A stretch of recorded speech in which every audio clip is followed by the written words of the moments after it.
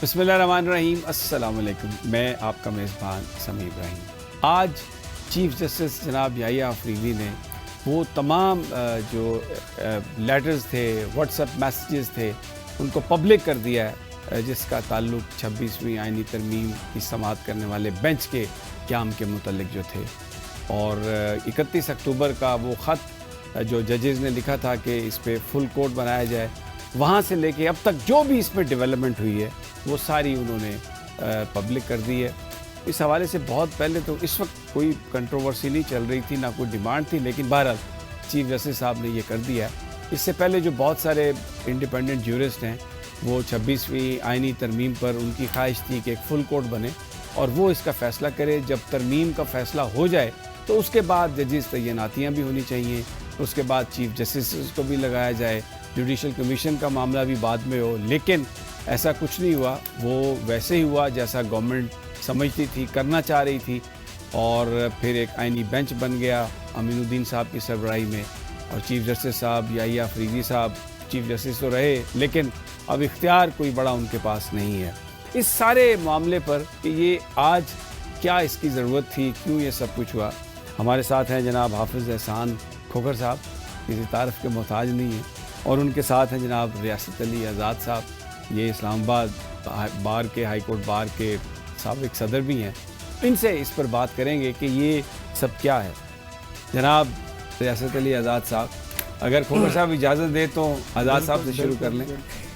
ये बयान फरमाइए कि ये इस मौके पर इन्होंने रिलीज़ किया है जिसमें जजेस कह रहे हैं कि फुल कोर्ट होना चाहिए, लेकिन रायशुमारी और वो भी खुफिया रायशुमारी, ये आप मुतमईन है सब कुछ देखने के बाद? बिस्मिल्लाहिर्रहमानिर्रहीम। समी भाई, बात ये थी कि जब 31 अक्टूबर को मंसूर अली शाह साहब और मुनीब साहब जो थे उन्होंने ये कहा था कि इस पे फुल कोर्ट बुलाई जाए, तो मेरे ख़्याल में उस वक्त बड़ा अप्रोप्रिएट टाइम था, आज भी है वैसे, तो उन्हें बुलानी चाहिए थी, लेकिन उन्होंने नहीं बुलाई। उसकी रीज़न, उसके पीछे हमारी एक, चूँकि इस्लामाबाद हाई कोर्ट ने एक पिटीशन फ़ाइल की थी जिसमें हमने 26वीं तरमीम को चैलेंज किया था, और भी बेतहाशा CPs फ़ाइल की गई हैं सुप्रीम कोर्ट ऑफ पाकिस्तान में जिसमें उन्होंने 26वीं तरमीम को चैलेंज किया था। हमने उस वक्त भी ये कहा था कि चूँकि जो आइनी बेंच है ये तो क्रिएशन है इस 26वीं तरमीम की, तो हम चाहते थे कि उससे पहले 26वीं तरमीम की जो लीगैलिटीज़, इर्रेगुलरिटीज़, उसकी सेंटिटी, उसको पहले देख लिया जाए सुप्रीम कोर्ट ऑफ पाकिस्तान में। चूँकि एक बड़ी सुप्रीम कोर्ट की एक बड़ी मशहूर ज़माना जजमेंट है वकला महाज बराए तहफ़्फ़ुज़ दस्तूर पाकिस्तान बनाम फेडरेशन ऑफ पाकिस्तान, जिसमें उन्होंने होल्ड किया था सुप्रीम कोर्ट में कि अगर कोई भी ऐसी अमेंडमेंट हो जो आज़ाद अदलिया, बुनियादी स्ट्रक्चर, जुडिशरी का जो स्ट्रक्चर है उससे, या जो आर्टिकल 8 से 28 जो चैप्टर नंबर 19 के अंदर दी गई, उनसे किसी से भी आर्टिकल से या सब आर्टिकल से वो मुतसादम है, तो उसको सेट असाइड, स्ट्राइक डाउन किया जा सकता है। इस पे ऑलरेडी एक लॉ मौजूद था, तो हमने उस वक्त डिमांड की थी। लेकिन मुझे आज बड़ा ये देख के कि जी 14 अगस्त है जिसमें पूरा पाकिस्तान आज 14 अगस्त के हवाले से बड़ी दिल से खुशियाँ मना रहा है, तो मैं समझता हूँ कि इस वक्त ये कोई अप्रोप्रिएट टाइम नहीं था, और ये छुट्टी का दिन था, और चीफ साहब का आज सुप्रीम कोर्ट में जाना, काम करना, और आज ये मिनट्स ऑफ मीटिंग रिलीज़ करना मेरे तो खैर समझ में नहीं आया। शायद हाफिज़ साहब को पता हो, हाफिज़ साहब इस पे ज़्यादा बेहतर अंदाज में शायद बता सके। हाफिज़ साहब, एक तो जो आज़ाद साहब ने कहा इसको कमेंट कर दें, और दूसरा देखिए ये बेनिफिशरी थे सारे, चीफ जस्टिस भी इसके बेनिफिशरी थे 26वीं आइनी तरमीम के, वो आइनी बेंच भी इसका बेनिफिशरी था, तो ये मामला उधर ही कहीं आपस में ही सब कुछ मिल मिला के ख़त्म हो गया। बिस्मिल्लाह हमारे समी साहब, एक तो ये है कि welcome again on the mainstream media जी, माय बेस्ट विशेस जी, माशाल्लाह एक बहुत अच्छा एडिशन है आप पाकिस्तान के मीडिया के अंदर जो है, और इसी तरह आपकी जो है दम और जिस तरह का आपका एक इंडिपेंडेंट व्यू है चलता रहेगा। Thank you. दूसरा, पूरी कौम को जो है वो जश्न आज़ादी मुबारक है। अब जिस टॉपिक पे आपने बात किया है, नंबर 1 इसके अंदर ये है कि अगर आप ही की बात मान ली जाए कि ये बेनिफिशरीज हैं, कुछ चीफ जस्टिस है या कॉन्स्टिट्यूशनल बेंच के अंदर है, तो फिर लॉ की टर्म के अंदर एक और चीज़ आता है जिसे हम कॉन्फ्लिक्ट ऑफ इंटरेस्ट बोलते हैं, या जिसके अंदर जजेस अगर को अपना एक्सप्रेशन जो है वो दे देते हैं तो अपने बेंच से वो अलहदा हो जाते हैं। अब अगर 26वीं आईनी तरमीम के पूरे आप देखा जाए तो आपको कुछ की ओपिनियन नज़र आएगी नहीं इसे सुनना चाहिए, ये इंडिपेंडेंस ऑफ जुडिशरी के ख़िलाफ़ है।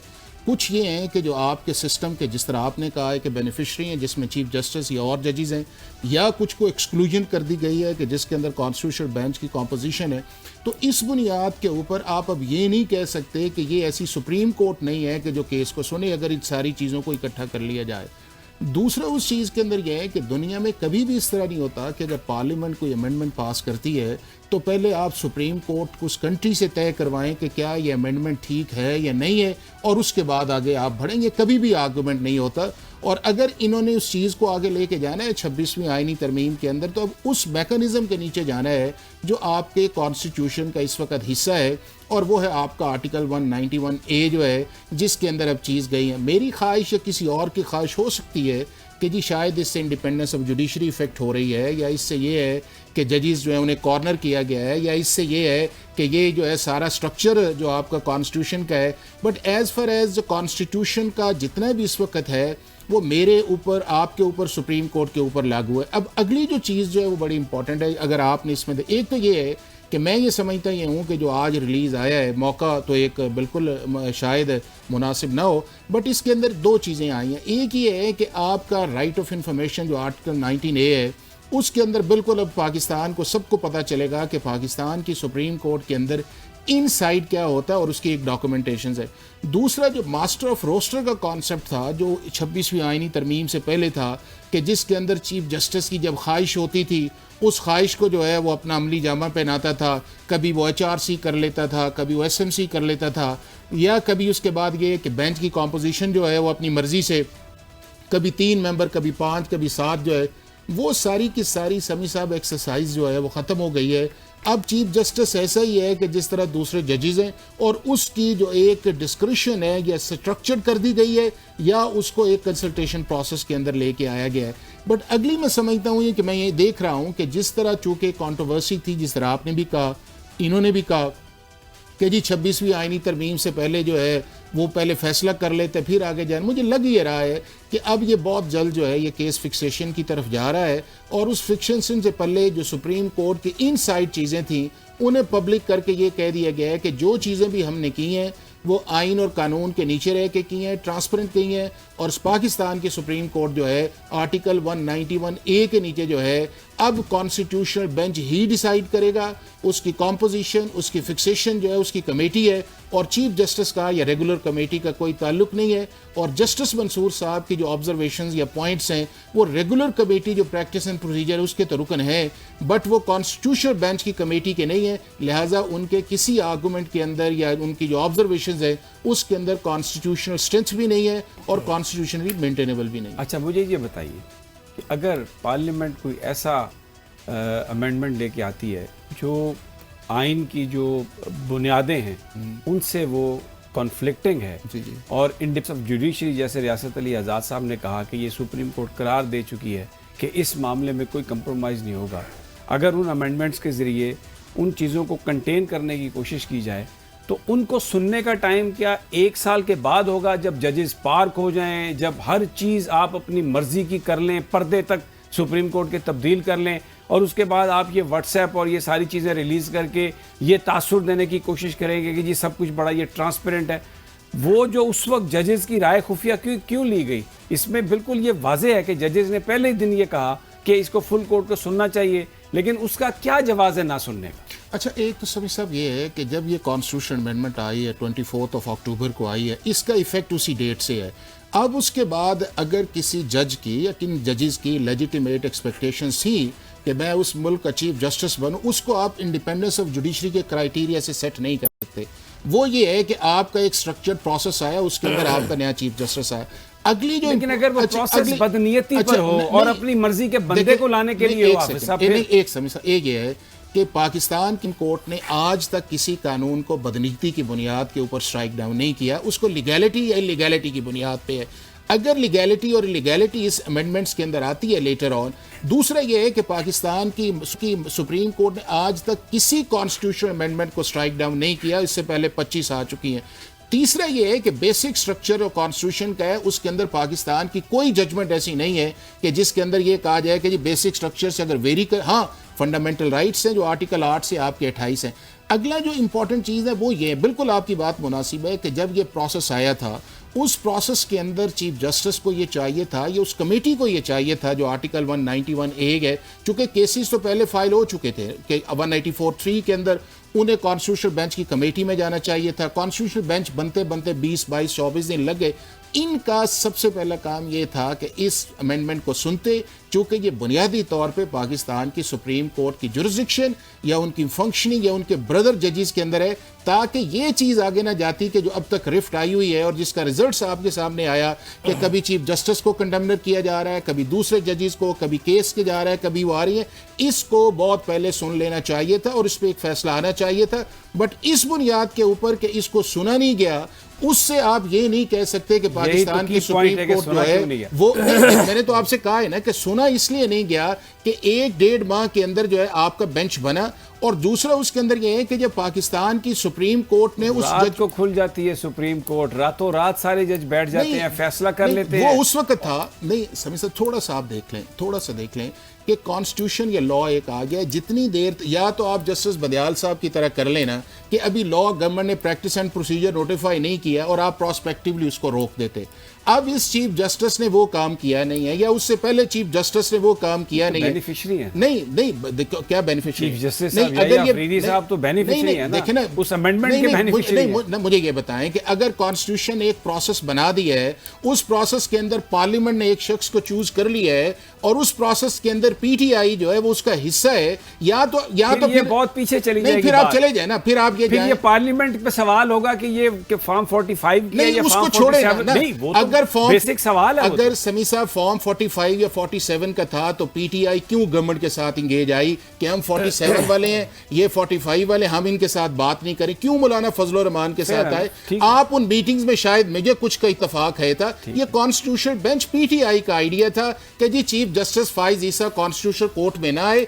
अगर गवर्नमेंट 65 से 68 पे ना जाती तो शायद बेंच ना बनता, कॉन्स्टिट्यूशनल कोर्ट बनती। मुझे अगर इजाजत दें तो मैं रियासत अली साहब को मुझे भी बुलवाया सभी साहब, प्लीज। मैं उसमें अर्ज करना चाहता हूं कि जो कॉन्स्टिट्यूशन के अंदर आर्टिकल 175 साहब आर्टिकल 3 है वो आज भी एग्जिस्ट करता है। उसमें ये था कि इंतजामिया को अदलिया से अलग करना था प्रोग्रेसिवली, ठीक है। उसके अंदर टाइम लिमिट भी दे दी गई थी। आपने तो इस अमेंडमेंट को आप कहते हैं कि जिससे बुनियादी स्ट्रक्चर जुडिशरी का मुतासर नहीं हुआ, इंडिपेंडेंस ऑफ जुडिशरी मुतासर नहीं हुई, आपने तो बजाय के सेपरेशन के आपने अदलिया को इंतज़ामिया का एक मतहत बना दिया है। अब जजेस आपकी इंतज़ामिया बाय वोट, बाय विचू ऑफ वोट आपको वो तैनात करती, आपका ये जो आइनी बेंच है वो आपका जुडिशल कमीशन बनाता है। अब सवाल ये पैदा होता है कि आप कहते हैं कि इस तरमीम से 26वीं तरमीम से अदलिया को कुछ भी नहीं हुआ, बिल्कुल सब ओके की रिपोर्ट है, ये गलत है, ये बिल्कुल गलत है। बीइंग स्टूडेंट ऑफ लॉ मैं समझता हूँ कि 26वीं तरमीम देखें 24 अक्टूबर को ये इसकी अमेंडमेंट आ रही, 31 को कमेटी का आ गया कि जी उन्होंने कहा कि जी इस पे फुल कोर्ट होना चाहिए। तो कौन सी चीज़ का बात थी, आप उसको कर लेते। जजेस पैकिंग सुप्रीम कोर्ट तो बहुत बाद में हुई, आपने उसको आज तक 26वीं तरमीम को नहीं लगाया। उसकी रीज़न ये थी कि जब तक आप अपने सारे जितने आपके डिज़ाइन थे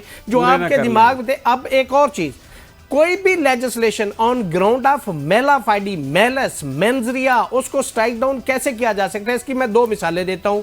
इफ्तिखार मोहम्मद चौधरी के खिलाफ जो रेफरेंस आया था वो on ground of mala fide quash हो गया था।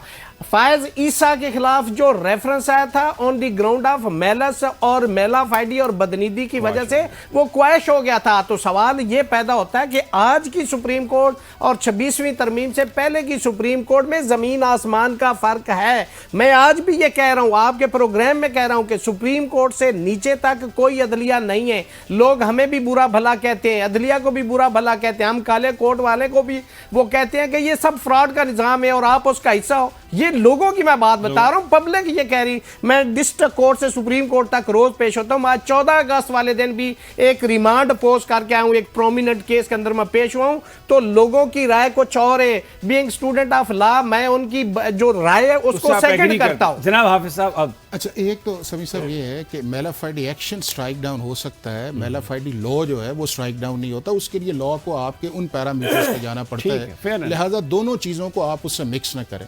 नंबर 2 उसके अंदर ये है कि जिस कॉन्स्टिट्यूशन अमेंडमेंट की बात की जाती है, अगर मैं as a practicing advocate of Supreme Court आपको बताऊं कि गवर्नमेंट का जुडिशल कमीशन की कॉम्पोजिशन के अंदर कॉन्स्टिट्यूशनल बेंच के अंदर रोल नहीं होना चाहिए। ठीक है, ये इसलिए नहीं होना चाहिए कि अगर वो ट्रांसपेरेंसी के तरीके से भी आएंगे, लेकिन एग्जेक्टिव डोमिनेंसी जो है वो किसी भी इंस्टीट्यूशन के लिए मुनासिब नहीं है।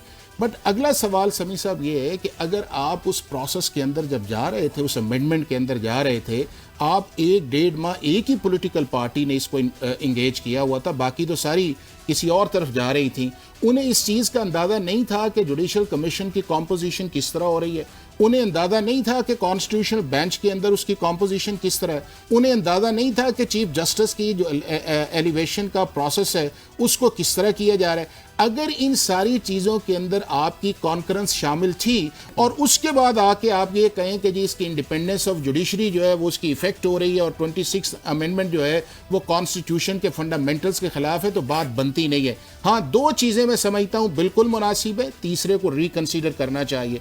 नंबर 1 मुनासिब ये है कि चीफ जस्टिस की जो अपॉइंटमेंट का प्रोसेस है बिल्कुल मुनासिब है कि अगर पाकिस्तान की सुप्रीम कोर्ट का ट्रेंड ये रहा है कि एलिवेशन इन सुप्रीम कोर्ट जो पैकिंग होती थी वो जज नहीं होती थी, वो चीफ जस्टिस के नाम पे होती थी। मेरे से ज़्यादा आपने उनको कवर किया हुआ है कि किस तरह किसको पहले लेके आना है, किसको बाद में लेके आना है, किसको पीछे करना है और किसको किस ईयर के अंदर सुप्रीम कोर्ट का चीफ जस्टिस बनाना है। ये आप बखूबी इस चीज़, ये है packing of the chief justice जी। दूसरा उस चीज़ के अंदर अच्छा एक आया है कि ठीक है आना चाहिए। दूसरा उसके अंदर यह है कि बिल्कुल मुनासिब बात यह है कि chief justice master of roster नहीं होना चाहिए, कमेटी के नीचे आना चाहिए, डिस्क्रिप्शन एक्सरसाइज है। तीसरी जो चीज है, एक सेकंड, तीसरी एक चीज जो है कि जुडिशियल कमीशन के अंदर गवर्नमेंट का एग्जीक्यूटिव रोल जो है एलिवेशन ऑफ जजेस की हद तक तो मुनासिब लगता है, लेकिन कॉन्स्टिट्यूशन ऑफ बेंच की हद तक बिल्कुल मुनासिब नहीं लगता और इसके लिए रिविजिट करना चाहिए। लेकिन प्राइमरीली मैं ये कहूंगा, ये आपके कॉन्स्टिट्यूशनल प्रॉब्लम जारी रहेंगे जितनी देर तक आप इंडिपेंडेंट कॉन्स्टिट्यूशनल कोर्ट की तरफ नहीं जाएंगे। 2 सिस्टम लेके आए ताकि ये सारे प्रॉब्लम, जितनी ये अमेंडमेंट है, मैं समझता हूं कि शरफरीदी केस उसके हवाले से और PLD 1996 सुप्रीम कोर्ट 324 अल यार्ड trust versus Federation of Pakistan, उसके अंदर इंडिपेंडेंस ऑफ जुडिशरी के हवाले से और सप्रेशन ऑफ पावर से और जो वो ट्रैकाटमी ऑफ पावर है उसके हवाले से सुप्रीम कोर्ट ने होल्ड किया हुआ है। और ये हाफिज साहब की बड़ी मेहरबानी है कि ये थोड़ी सी इन्होंने ये बात आज कह दी कि वो जो आईनी बेंच एग्जेक्टिव बनाता है ये गलत है। हालांकि जो मैंने आर्टिकल 175 साहब आर्टिकल 3 रेफर किया उसमें लिखा था कि 14 साल के अंदर अंदर आपने अदलिया को इंतजामिया से अलग करना था। वो 1973 की बात है, 14 साल कितने 14 गुजर गए वो मैं काउंट नहीं कर सकता। तो मेरी जाती राय लेकिन ये भी फैसला सुप्रीम कोर्ट ने करना है और जो सुप्रीम कोर्ट फैसला करे हमें उससे मानना चाहिए और वो फैसला हमारे पास इसके अलावा कुछ चॉइस ही नहीं है, हम सुप्रीम कोर्ट का फैसला ही मानेंगे। बहुत शुक्रिया हाफिज साहब और आपका आज़ाद साहब। ना पर वक्त एक छोटी सी ब्रेक का, हमारे साथ ही रहिए। वेलकम बैक नाजरीन। पाकिस्तान भर में जश्न आज़ादी मनाया जा रहा है और रात से ये तकरीबात का सिलसिला जारी है। हर तरफ इस जो है पाकिस्तानी झंडों की बहार है, लोग घरों से बाहर निकले हुए हैं, सेलिब्रेट कर रहे हैं। पॉलिटिकल वर्कर्स, पॉलिटिकल पार्टीज़ भी बाहर निकली हुई हैं, वो भी अपने झंडे लेकर आई हुई हैं। ये अलग बात है कि PTI का झंडा कहीं नज़र आता है तो उसको ले लिया जाता है और भाई साहब को भी वापस भेज दिया जाता है। लेकिन बहरहाल एक जश्न का सा समा है। पाकिस्तान ने बड़ी कामयाबी हासिल की, अपने से 6 गुना जो बड़ा दुश्मन है उसको जिस तरीके से हमने धूल चटाई, तो कौम को फ़ख्र है इस पर। और इस सारी सूरत हाल पर आज़ादी, लेकिन इसके साथ ये भी एक सवाल उठता है कि ये जश्न आज़ादी तो है, यौम आज़ादी तो है, हम आज़ाद कितने हैं? आज़ादी का ताल्लुक़ डायरेक्टली पाकिस्तान की जो मुआशी सूरत हाल है उससे होगा, क्योंकि अगर इंसान की मईशत बेहतर है तो फिर डेफिनेटली उसकी आज़ादी भी हकीकी होती है। लेकिन इस सारी गुफ्तगू के लिए हमारे साथ जनाब मुजम्मल सोहरवर्दी किसी तारफ़ के मोहताज नहीं है, बड़े ज़बरदस्त तजिया निगार हैं। और उमर दराज गोंदल जो हमारे ABN के ब्यूरो चीफ़ हैं लाहौर के, वो भी बहुत ज़बरदस्त जर्नलिस्ट हैं। इन दोनों हज़रात को हमने ज़हमत दी है। और सबसे पहले जनाब मुजम्मल सोहरवर्दी साहब, thank you very much for joining us. अस्सलाम वालेकुम। वालेकुम सलाम, क्या हाल है आपके समी इब्राहिम साहब? वेलकम टू नया पाकिस्तान। पाकिस्तान जी माशाल्लाह, नया हो या पुराना हमारी जान है। अच्छा, मैं सवाल आपसे ये करूँगा कि अभी मैं देख रहा था थोड़ी देर पहले ऐवान सदर में वो तकरीब थी और उसमें मेडल्स दिए जा रहे थे जिन लोगों ने बहुत ज़्यादा अच्छी खिदमत सर अंजाम दी हैं। तो बहुत सारे लोगों को मार्का हक के में जो है ना अच्छी परफॉर्मेंस के लिए मेडल दिए गए। लेकिन मुझे याद है कि जब ये सब कुछ हो रहा था तो नून लीग के लोगों ने कहा कि ये जो सारी जंग है, इसकी जो सारी प्लानिंग है, ये तो मियां नवाज शरीफ साहब ने की थी बैठकर वज़ीर-ए-आज़म हाउस में। तो मुझे नज़र नहीं आया उनका कोई अवार्ड, कोई उनका ऐलान हुआ हो या कोई इस तरह की बात। क्या कहेंगे? नहीं, वैसे तो सारे अहकामात अभी ब्रसल्स में आज से मुनीर साहब ने कहा है कि मैंने सारी ऑप्शंस प्राइम मिनिस्टर की टेबल पे रखी थी एंड प्राइम मिनिस्टर ने डिसाइड किया कि जंग कैसे लड़नी है। तो फिर आप कहेंगे कि प्राइम मिनिस्टर को नहीं मिला, फिर president of Pakistan army chief of Pakistan के तमाम फोर्सेस के कमांडर इन चीफ हैं, फिर आप कहेंगे उनको नहीं मिला। तो Nawaz Sharif is above all this. I think आप शायद अंडर असेस कर रहे हैं। 3 दफ़ा का प्राइम मिनिस्टर रहा है, उसके दस्तखतों को से कईयों को अवार्ड मिले हैं। आई डोंट थिंक सो कि उन्हें कोई इस किस्म के अब अवार्ड की जरूरत है या वो है। I don't think so. आप शायद गलत असेस कर रहे हैं।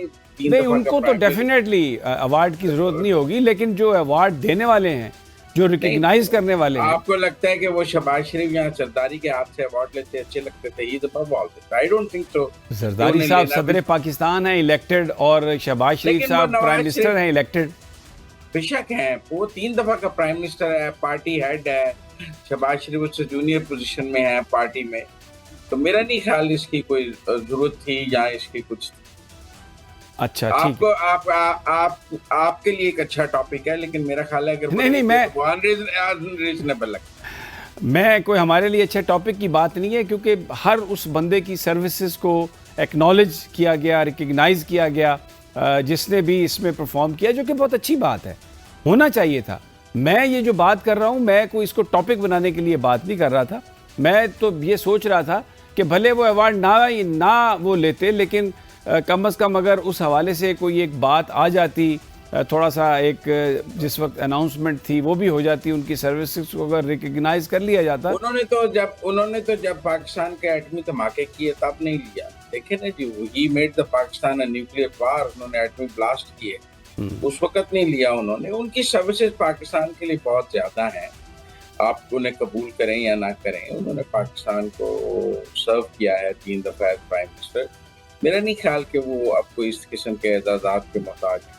अच्छा, आ जाते हैं अब दूसरी जो पाकिस्तान की इस वक्त सियासी सूरत हाल है, जिसमें कशमकश है। अभी जो खबरें आ रही हैं आज के दिन के हवाले से, एक अच्छी खबर है कि स्पीकर साहब के कमरे में मुलाकात हुई है PTI की और हुकूमती लोगों की, और उसके बाद जो शेख वकास अकरम के ख़िलाफ़ जो करारदाद थी वो भी अभी टल गई है। तो एक ऐसा लग रहा है कि शायद किसी रिप्रोचमेंट की तरफ बढ़ रहे हैं। आपकी इत्तलात क्या कहती हैं? माइनस इमरान खान किसी से भी कोई बात हो सकती है। अगर वो ये शर्त ना रखते कि अगर करारदाद टलवाने के लिए आप इमरान खान से बात करें तो फिर शायद करारदाद आ जाती। अगर वो ये कहते कि हमें चाहे नाहल कर दें लेकिन जाएं अडियाला से बात करें तो फिर शायद करारदाद आ जाती। उन्होंने तो अपनी सीट बचाने के लिए ये शर्त नहीं रखी ना कि अडियाला से बात करें, क्योंकि चंद माह पहले तक तो यही था कि अगर खांसी भी करनी है तो अडियाला से बात करें, अगर रोटी भी खानी है तो अडियाला से बात करें। तो आज अपनी सीटें बचाने के लिए वो अडियाला से बात करने की शर्त नहीं रख रहे। इट्स नाइस ऑफ देम, वो अपने सिस्टम के साथ चलना चाहते हैं। तो माइनस इमरान खान तो किसी से भी बात हो सकती है। अच्छी बात तो ये थी कि शेख वकास अकरम कहते हैं कि मेरी सीट का फैसला अडियाला करेगा, मैं किसी से बात नहीं करूंगा, हम हुकूमत से मुज़ाकरात नहीं करेंगे चाहे डी सीट का। नाज़रीन, यहाँ पर वक्त हुआ है एक ब्रेक का। हमारे वेलकम बैक। जो मीटिंग हो रही है, जो बातचीत हो रही है, वो दरहकीकत इसलिए हो रही है कि जो अडयाला जेल का जो सुपरिटेंडेंट था, जो मुलाकात की इजाज़त नहीं देता, कोई एक फ्रेमवर्क तय किया जाए ताकि पीटीआई को इमरान खान तक एक्सेस हो। That is the subject which is being discussed. देखिए, वो तो फिर पहले पीटीआई की पोजीशन ये है कि हमसे वादा करके भी मुलाकात नहीं कराई गई और गवर्नमेंट ने पहले भी नहीं कराई थी। इवन जब 10 मई को ये कह रहे थे कि एपीसी करेंगे तो आप अडयाला वाले को लेके आएंगे तो मुल्क में जंग की सूरत हाल पर बात होगी, नहीं तो नहीं होगी। आज तो अपनी सीट के लिए ये नहीं कह रहे ना, तब नहीं मुलाकात कराई गई थी तो अब क्यों कराई जाएगी। और अडयाला का जो सुप्रीडेंट है वो स्पीकर के मतहत तो नहीं है, वो तो वज़ीर आला पंजाब के मतहत है। और इनकी अपनी पोजीशन ये है कि वो एक कर्नल से अहकामात लेता है तो फिर वो स्पीकर के कैसे मान लेगा। तो काफ़ी तजाद है पीटीआई के इस व्यू में। मेरा नहीं ख्याल मुलाकात एजेंडे पर है, मेरा ख्याल है अपनी सीटें बचाना एजेंडे पर है। आप कवर अप स्टोरी ना देखें। अच्छा, ठीक है। अच्छा, उमर दराज बताइए कुछ लाहौर का समा जश्न आज़ादी जो सोशल मीडिया पर हम देख रहे हैं, बहुत सारे लोग निकले हुए हैं, बड़ा भरपूर जो है वो जश्न मनाया गया है, क्या आपकी ऑब्जर्वेशन है? बिल्कुल ऐसा ही है। और जश्न आज़ादी को लेकर जाहिर है कि एक कौमी दिन होता है, वो आप सियासत से या किसी तबका फिक्र से बालातर होकर उसको मनाते हैं। तो लाहौर में रात को मीनार पाकिस्तान के ऊपर भी एक आतिशबाजी का एहतमाम किया गया था और मिनिस्टर भी वहाँ पहुंचे हुए थे। फिर लाहौर लिबर्टी चौक में, और ओवरऑल भी लाहौर की एक अपनी वाइब है और लाहौर का एक अपना खास ताल्लुक है उस पूरी आज़ादी की तहरीक के साथ। तो वो हमें नजर आया। और आज दिन में भी मुख्तलिफ इमारतों के हवाले से हमने देखा, रात भी वहाँ पे रोशनियां थी और आज परचम लहराए गए। और आज सड़कों के ऊपर भी एक चहल पहल है, लोग अपने फैमिलीज के साथ, अपने बच्चों के साथ जिन्होंने कौमी परचम जैसा लिबास किया हुआ वो दिखाई दे रहे हैं। उसके बाद रात गए तक लोग सड़कों के ऊपर रहे। वो जो हल्ला गुल्ला होता है लाहौर का रिवायती जो रंग है वो हमें दिखाई दिया।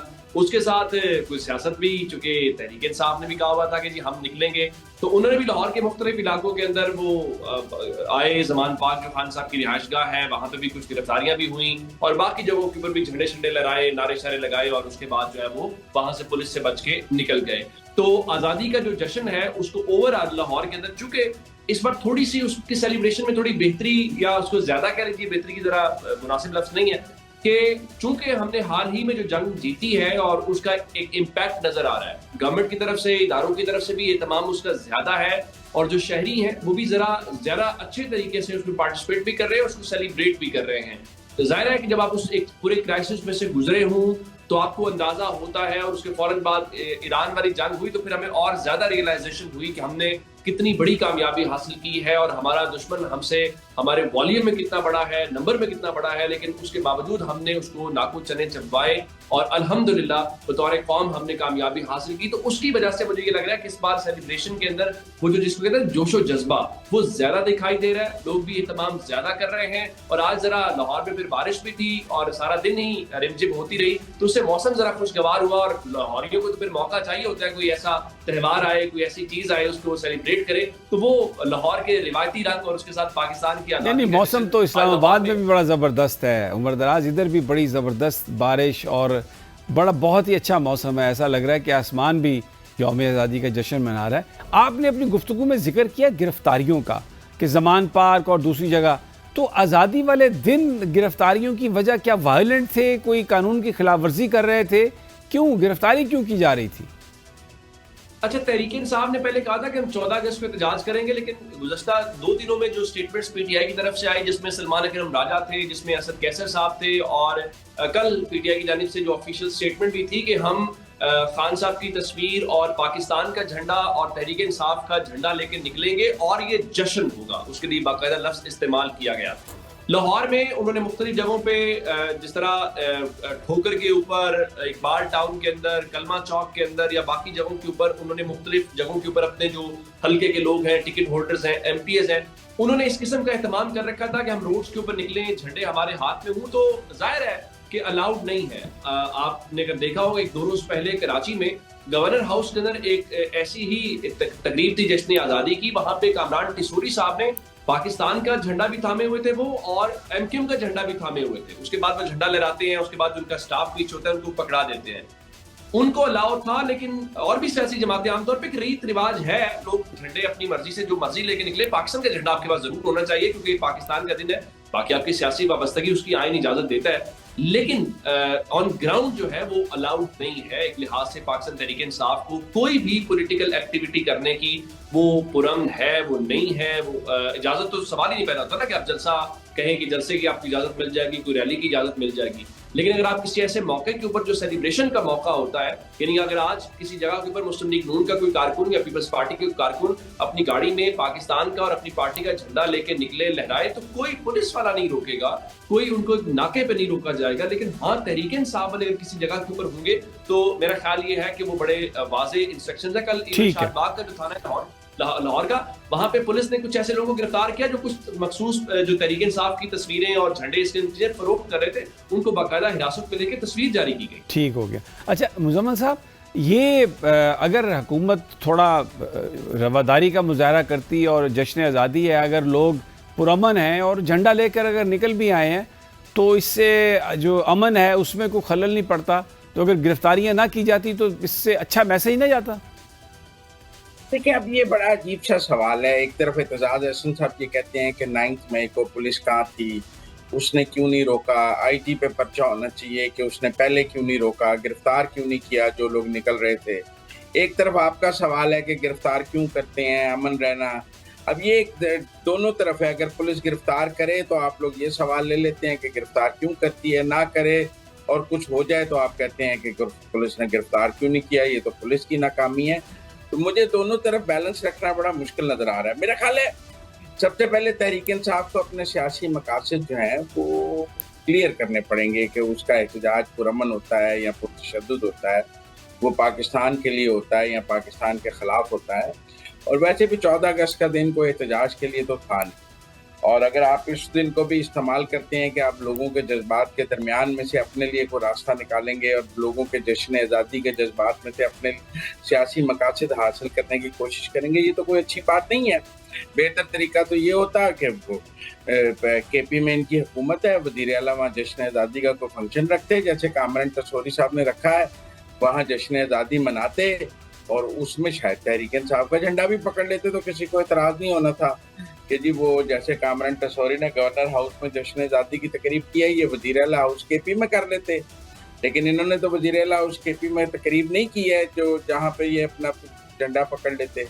तो मेरे ख्याल में ये अगर आप इन त्यौहार को अपने सियासी मकासद के लिए इस्तेमाल करें तो ये भी कोई अच्छी बात नहीं। हाँ दुरुस्त है, लेकिन बहरहाल उन्होंने क्लैरिफाई कर दिया था कि ये जश्न होगा, कोई ये एहतजाज नहीं होगा। क्लैरिफाई तो वो आज तक 9 मई पे भी कहते हैं कि हम नहीं निकले थे लोगों को मारने के लिए, तो मेरे ख्याल में क्लैरिफाई करने से तो बात नहीं बनती। नहीं, लेकिन 9 मई पर कोई इंडिपेंडेंट इन्वेस्टिगेशन भी नहीं हुई, वो सिर्फ एक्विजिशंस ही हैं, कोई साबित भी नहीं हुआ। जिन अदालतों ने जिस तरीके से सजाएं सुनाई, वो जो इंडिपेंडेंट ज्यूरिस्ट हैं, जो वकला हैं, वो कहते हैं it's a mockery of justice. ये बात भी तो मुजम्मिल साहब है ना?